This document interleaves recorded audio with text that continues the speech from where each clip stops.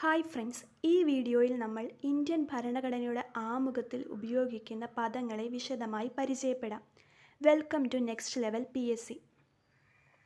ആദ്യം നമ്മൾ പരിചയപ്പെടാൻ പോകുന്ന വാക്കാണ് സോവറിൻ. നമ്മുടെ ഇന്ത്യൻ ഭരണഘടനയുടെ ആമുഖത്തിൽ ഇന്ത്യയെ വിശേഷിപ്പിക്കുന്നത് ഒരു സോവറിൻ സോഷ്യലിസ്റ്റ് ഡെമോക്രാറ്റിക് റിപ്പബ്ലിക് എന്നാണ്. സോവേണിറ്റി എന്നാൽ പരമാധികാരം എന്നാണ് അർത്ഥമാക്കുന്നത്.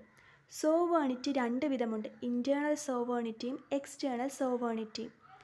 ഇൻറ്റേർണൽ സോവേണിറ്റി എന്നാൽ മറ്റൊരു വിദേശ രാജ്യത്തിൻ്റെ നിയന്ത്രണത്തിൽ അല്ലാതെ ഒരു രാജ്യത്തെ ഗവൺമെൻറ്റിന് അവരുടെ ആഭ്യന്തര കാര്യങ്ങൾ തീരുമാനിക്കാനുള്ള സ്വാതന്ത്ര്യത്തെ ആണ് സൂചിപ്പിക്കുന്നത്. ഇനി എക്സ്റ്റേണൽ സോവേണിറ്റിയിലേക്ക് വന്നാൽ മറ്റ് വിദേശ രാജ്യങ്ങളുമായി നയതന്ത്ര ബന്ധങ്ങൾ സ്ഥാപിക്കാനും ഇടപെടലുകൾ നടത്താനുമുള്ള സ്വാതന്ത്ര്യത്തെ അർത്ഥമാക്കുന്നു. നമുക്കറിയാം, ഇന്ത്യ പല അന്താരാഷ്ട്ര സംഘടനകളിലും അംഗമാണ്. UN, WTO പോലുള്ള അന്താരാഷ്ട്ര സംഘടനകളിൽ തീരുമാനം എടുക്കേണ്ടി വരുമ്പോൾ ഇന്ത്യയുടെ സോവേണിറ്റിയെ ഒരു തരത്തിലും ബാധിക്കുന്നില്ല. ഇന്ത്യ ഒരു സോവറിൻ രാഷ്ട്രമായതുകൊണ്ട് തന്നെ ഇത്തരം തീരുമാനങ്ങൾ സ്വന്തം ദേശ താൽപ്പര്യത്തെ മുൻനിർത്തിയാണ് എടുക്കുന്നത്. ഇനി അടുത്ത വാക്കാണ് സോഷ്യലിസ്റ്റ്. 42ാം ഭരണഘടനാ ഭേദഗതി പ്രകാരമാണ് സോഷ്യലിസ്റ്റ് എന്ന വാക്കും ആമുഖത്തിൽ ഉൾപ്പെടുത്തിയത്. സമ്പത്ത് കുറച്ച് ആളുകളിൽ മാത്രം കേന്ദ്രീകരിക്കാതെ എല്ലാവർക്കും പങ്കിട്ട് നൽകുന്നതിനെ ആണ് സോഷ്യലിസം എന്ന ആശയം മുന്നോട്ട് വയ്ക്കുന്നത്. നമുക്കറിയാം, പഴയകാല റഷ്യയിൽ സ്വകാര്യ സമ്പത്ത് ഇല്ലാതാക്കി. എന്നാൽ ഇന്ത്യ പോലുള്ളൊരു സോഷ്യലിസ്റ്റ് രാജ്യത്ത് മിശ്ര സമ്പത്ത് വ്യവസ്ഥ അഥവാ മിക്സഡ് എക്കണോമി ആണ് പിന്തുടരുന്നത്. ഇവിടെ സ്വകാര്യ വ്യക്തികളുടെ സ്ഥാപനങ്ങളോടൊപ്പം ഗവൺമെൻറ് നിയന്ത്രണത്തിലുള്ള പൊതുമേഖലാ സ്ഥാപനങ്ങളും പ്രവർത്തിക്കുന്നു. എന്നാൽ ദേശീയ സുരക്ഷ, പൊതുജനക്ഷേമം, പ്രകൃതി സംരക്ഷണം, സാമ്പത്തിക സ്ഥിരത എന്നിവ മുൻനിർത്തി ചില സ്ഥാപനങ്ങൾ ഗവൺമെൻറ് നേരിട്ട് നടത്തുന്നു. ഇനി ആണവോർജം, റെയിൽവേ, പോസ്റ്റൽ സർവീസുകൾ, നാണയങ്ങളുടെയും മുദ്രകളുടെയും അച്ചടി പോലുള്ളവയിൽ ഗവൺമെൻറ് പൂർണ്ണമായി നിയന്ത്രിക്കുന്ന സ്ഥാപനങ്ങളും പ്രവർത്തിക്കുന്നു. അടുത്ത വാക്കാണ് സെക്യുലർ. സെക്യുലർ എന്ന വാക്കും എഴുതി ചേർത്തത് 42ാം ഭരണഘടനാ ഭേദഗതി പ്രകാരമാണ്.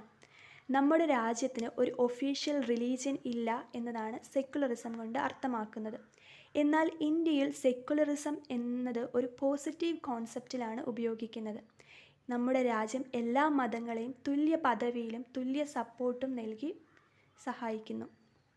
അതുപോലെ നമ്മുടെ കോൺസ്റ്റിറ്റ്യൂഷനിൽ ആർട്ടിക്കിൾ 25 മുതൽ 28 വരെ മതസ്വാതന്ത്ര്യത്തെപ്പറ്റി പറയുന്നു. ഇനി അടുത്തതാണ് ഡെമോക്രാറ്റിക്. ഡെമോക്രസി എന്നാൽ ജനങ്ങൾ നേരിട്ടോ ജനങ്ങളാൽ തിരഞ്ഞെടുക്കപ്പെട്ട പ്രതിനിധികൾ വഴി ഭരണം നടത്തുന്നതിനെയാണ് ഡെമോക്രസി എന്ന് പറയുന്നത്. ഒരു ഡെമോക്രസിയിൽ വിൽ ഓഫ് ദ പീപ്പിൾ ആയിരിക്കും സുപ്രീം. നമ്മുടെ ഇന്ത്യൻ കോൺസ്റ്റിറ്റ്യൂഷൻ പ്രകാരം ഇന്ത്യ ഒരു റെപ്രസെൻറ്റേറ്റീവ് പാർലമെൻ്ററി ഡെമോക്രസിയാണ്.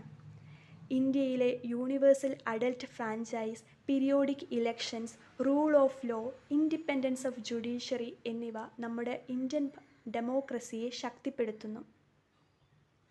അടുത്തതാണ് റിപ്പബ്ലിക്. റിപ്പബ്ലിക് എന്നാൽ ഭരണത്തലവൻ ജനങ്ങളാൽ തിരഞ്ഞെടുക്കപ്പെട്ടിരിക്കുന്നു എന്നതിനെ സൂചിപ്പിക്കുന്നു.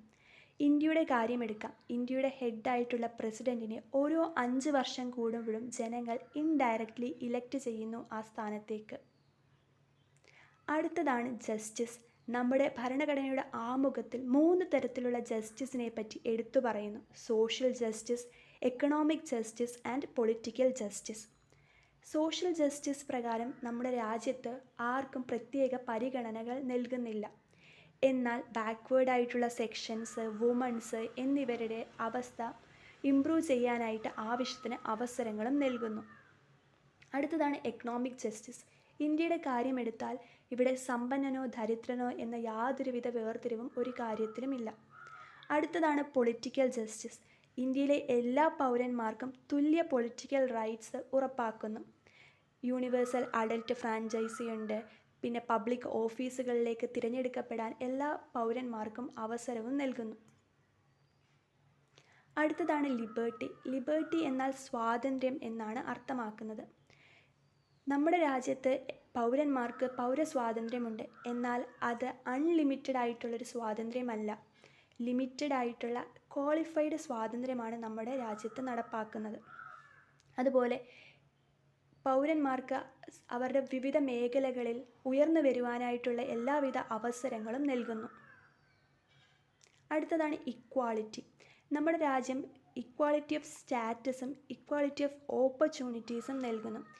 ഈ അവസരങ്ങൾ നൽകുമ്പോൾ ഒരു സെക്ഷനും പ്രത്യേകമായിട്ടുള്ള പരിഗണന നൽകുന്നില്ല. നമ്മുടെ രാജ്യത്ത് സിവിക് ഇക്വാളിറ്റി ഉണ്ട്. ആർട്ടിക്കിൾ 14 മുതൽ 18 വരെ സിവിക് ഇക്വാളിറ്റി ഉറപ്പാക്കുന്നു. ആർട്ടിക്കിൾ 325, 326 പൊളിറ്റിക്കൽ ഇക്വാളിറ്റി ഉറപ്പാക്കുന്നു. ഇനി നമുക്കറിയാം DPSPയിലെ ആർട്ടിക്കിൾ 39 പറയുന്നത് തുല്യ ജോലിക്ക് തുല്യ വേതനം എന്നാണ്. ഇത് എക്കണോമിക് ഇക്വാളിറ്റി ഉറപ്പുവരുത്തുന്ന ഒരാശയമാണ്. അടുത്ത പദമാണ് ഫ്രറ്റേണിറ്റി. ഫ്രറ്റേണിറ്റി എന്നാൽ സാഹോദര്യ മനോഭാവം എന്നാണ്.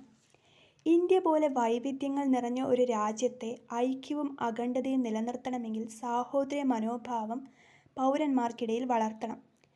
നമ്മുടെ ആമുഖത്തിൽ പറയുന്നത് വ്യക്തികളുടെ അന്തസ്സും രാജ്യത്തിൻ്റെ അഖണ്ഡതയും ഐക്യവും നിലനിർത്തുന്ന തരത്തിലുള്ള സാഹോദര്യം വേണം പൗരന്മാർക്കിടയിൽ ഉണ്ടാകാൻ എന്നാണ്.